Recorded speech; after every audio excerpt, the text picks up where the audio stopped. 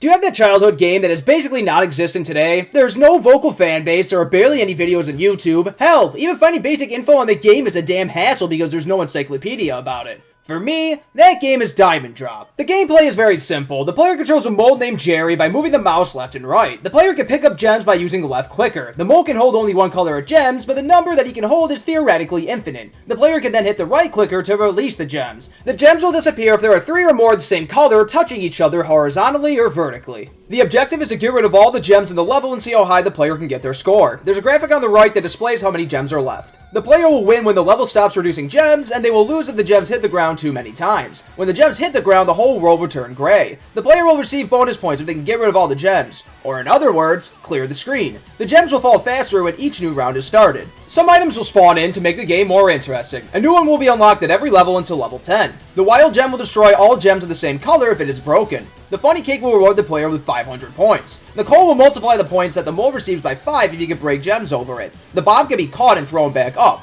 The bomb will explode, destroying gems nearby in the process. The rock is harmful to the mole and will stun him if it lands on his head. This is a death sentence in the later levels. The magic gem will turn all the gems nearby into one color. To use it, the mole must pick it up and throw it at a gem. This can be helpful for clearing a lot of gems quickly. The glue will stun the mole like the boulder does if it lands on him. If the mole dodges it, it will break on the ground, leaving glue behind that will hinder the mole's movement. The acorn gun will allow the mole to shoot a bullet off, which will clear an entire row or two. The lineup, which is an odd triangle thing, will move the gems up if the mole can catch it. That's it! That's all the items in the game! I like how there is decent synergy between them. The mole can use the acorn gun to shoot a wild gem, which will clear up a lot of space. The mole can use the magic gem to turn a lot of gems into one color, then use the wild gem to destroy them all. Just for a couple examples. So, how does the scoring work? When the mole breaks gems, it'll give him 1 point per gem. However, if the player can chain combos, additional points will be given. Some gems will have a multiplier on them, which, you guessed it, will multiply the points earned. They can also clear gems on a piece of coal to receive a 5 times bonus. If the player clears the screen at the end of the level, they'll get 1,000 times points for the level that they are entering. For example, here I cleared the screen at level 16, heading into 17, so I got 17,000 points. It's harder to do and I didn't get footage of it, but if the mole can clear the screen during a level, they will get 1,000 times points for the level that they are currently on.